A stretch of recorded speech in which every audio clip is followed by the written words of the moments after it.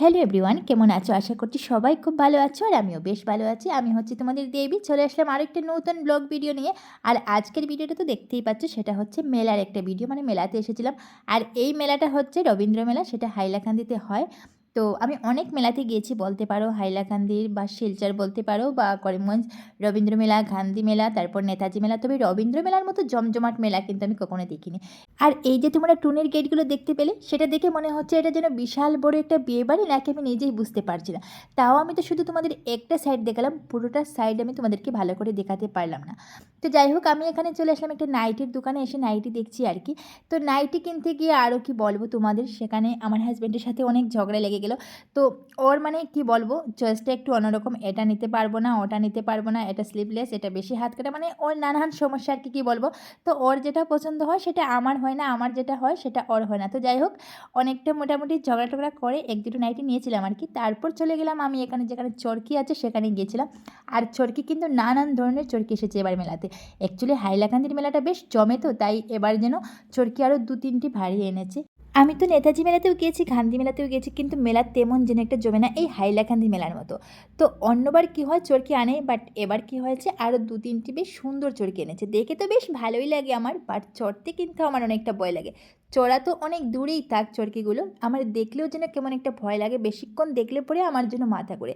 তবে তোমাদের সাথে একটু শেয়ার করার জন্য, মানে ভিডিওটা শেয়ার করার জন্য তোমাদেরকে দেখাচ্ছিলাম। আর জানো তো, অনেকক্ষণ দাঁড়িয়ে দাঁড়িয়ে যখন ভিডিও করছিলাম, হঠাৎ এই চরকিগুলো দেখে আমার জন্য মাথা ঘুরছিল। মানে চরকিগুলো দেখতে মোটামুটি ভালোই লাগে বলতে পারো, কিন্তু বেশিক্ষণ দেখলে পরে আমার মাথা ঘুরে। কিন্তু আমি সাহসী করতে পারি না যে চরকিগুলো লুকে কেমনভাবে যে চড়ে, সত্যি আমার কিন্তু অনেকটা ভয় লাগে। আর এবার যে একটা নাগরদোলা এসেছে টি শেপের, যেটা দেখেছিলে, সেটা শুনেছি সেটাতে নাকি একটা বাচ্চা মারাও গেছে। তবে কতটুকু সত্যি মিথ্যা আমি জানি না। কেমন যে লোকের সাহস, কেমন করে যে বাচ্চাগুলো মানে এগুলোতে উঠে, সেটা ভাবলেই যেন আমার ভয় লাগে।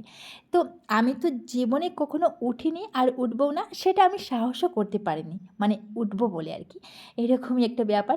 তো যাই হোক, সব কিছু সেরে আর কি আমরা গিয়েছিলাম ওই ভাপা পিঠের দোকানে।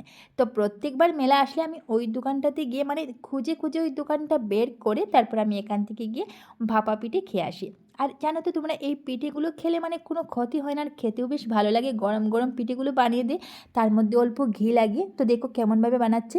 অল্প চালের গুঁড়ো দে, তার মধ্যে নারকেল গুঁড়ো দে, তারপর চেরি দে, তার মধ্যে বাদাম, তারপর আরও কি যেন গুড় নাকি দে আর কি, সব কিছু মিলিয়ে পিঠাগুলো ভাপা দিয়ে তারপর একটু ঘি লাগিয়ে দে, খেতে যেন বেশ একটা টেস্ট লাগে আর কি।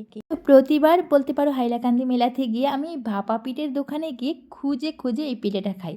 তেমনটা বলতে পারো দামও না এটার, মাত্র 20 রুপিস আর কি। তার মধ্যেও হয়তো একটু বেশিও নিতে পারে আর কি ওরা। এমনিতে আমি গুয়াহাটি দেখেছিলাম, সেটা এটাকে গুয়াহাটিতে বলে কেটলি পিঠা। আর আমাদের এখানে কলস দিয়ে বানাচ্ছে, জানি না সেটাকে কলসি পিঠে বলবো নাকি বলবো। তবে যাই হোক, আমরা সেটাকে বলি ভাপা পিঠে আর কি।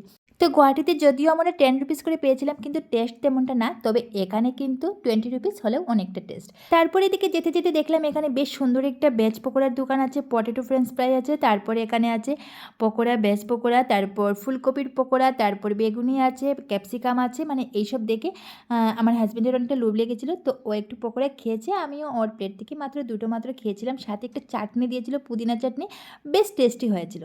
তারপরে আমরা ঘরে যাওয়ার সময় নিয়েছিলাম এখান থেকে গরম গরম পপকর্ন নিয়েছিলাম, আর এই ফিঙ্গারগুলো নিয়েছিলাম। আর এই ফিঙ্গারগুলো জানো তো, ছোটোবেলা থেকেই আমার অনেকটা প্রিয়।